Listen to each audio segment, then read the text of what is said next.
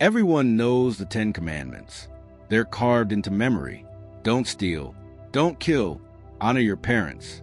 Simple, clear, moral. But here's the question no one really asks. Was that actually the system people live by? Because if you open the rest of the law, beyond those 10 lines, you don't just find moral rules. You find everything else. What to eat, what to wear, how to wash, what to touch, when to isolate, who you can be around.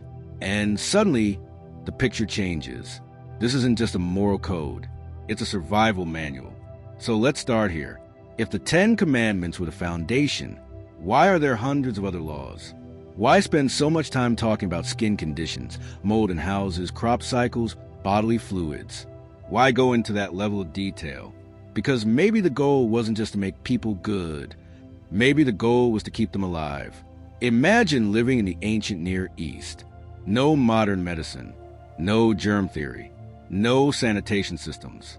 Just heat, dust, animals, and constant exposure to disease. Now ask yourself, what does survival look like in that world? It doesn't look like philosophy. It looks like rules. Specific, repeatable, enforceable rules. Take something as simple as cleanliness. There are laws about washing after touching certain things, after bodily discharge, after contact with death, after illness. At first glance, it feels excessive, even strange. But ask a different question. What happens in a community that doesn't separate sickness from health? Disease spreads fast. So what do these laws do? They create boundaries, invisible ones, between clean and unclean, safe and unsafe. And here's the interesting part. These laws don't explain why. They don't say because of bacteria or because of infection. They just say, do this, don't do that. So why would that work? Because you don't need understanding for a system to function. You need compliance. Now think about food laws. Certain animals are permitted, others are forbidden. No explanation, just categories. Clean, unclean. So ask yourself, why restrict food in a harsh environment where resources are already limited? Why not eat everything available? Unless not everything is safe. Some of these animals carry higher risks. Some spoil faster. Some carry parasites.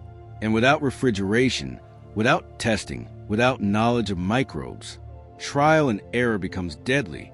So what do? You build a system that reduces risk, not through science, but through rule. Now step back and look at the pattern. Clean versus unclean, allowed versus forbidden, inside versus outside. This isn't random.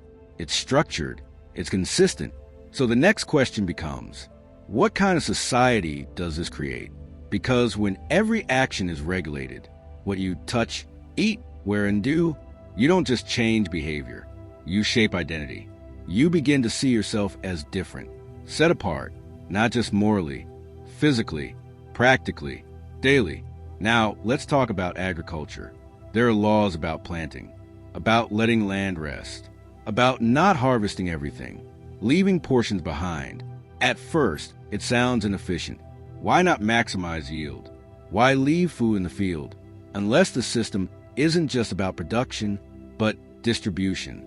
Because those leftovers, they weren't wasted. They were available for the poor, for the traveler, for the outsider. So ask yourself, is this just farming or is it social structure? Because now the law isn't just about land. It's about community. And then there's debt. Every so often, debts are released. Slaves are freed. Land resets. Think about that. In a world where wealth accumulates and power concentrates, this system interrupts that process. So the question is, why build a society that periodically resets itself? Because without it, imbalance grows. The powerful get stronger. The vulnerable disappear. So the law steps in, not just to regulate behavior, but to stabilize the entire system. Now combine all of this: hygiene, food, agriculture, debt. What do you get? Not just religion, a complete framework for survival. And here's where it gets even more interesting. None of this sits in the 10 Commandments. The big, famous rules don't mention any of it. So ask yourself, why do we focus on the 10 and ignore the hundreds? Because the 10 are easier. They're universal. They translate across cultures. But the rest? They're specific, contextual, tied to a time, a place, and a people. But those smaller laws, the ones about washing, planting, isolating, those are the ones that actually shape daily life. They determine what you did when you woke up, what you ate, where you went, who you could be near.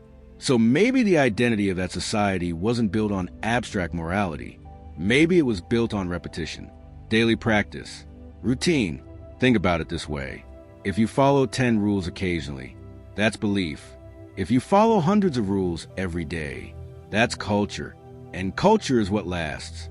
Culture is what defines a people, not just what they believe, but how they live. So here's the deeper question. Were these laws about obedience or about formation? Because when you repeat something long enough, it stops being a rule. It becomes who you are. Now consider what happens when those laws are removed, when the structure disappears, when the boundaries fade. What's left? The moral core, but not the system, not the daily framework that held everything together. And that's where modern readers often disconnect. We read the 10 Commandments and think we understand the law, but the people who lived it, they experienced something far more detailed, far more demanding, far more immersive. So maybe we've been looking at it from the wrong angle, not as a list of rules to follow, but as a system designed for a specific environment, a way to survive, a way to organize, a way to create identity in a world without safety nets. And that leads to one final question. If those forgotten laws were the ones that actually shaped daily life, what happens when we ignore them completely? Do we lose context? Do we misunderstand the system? Do we reduce something complex into something simple? Because beyond the 10 Commandments, there was an entire world of law, a world that governed not just what people believed, but how they stayed alive. If this changed how you see ancient law, subscribe. Because the next question goes even deeper. If these rules were built for survival, what does that say about the relationship between religion and reality?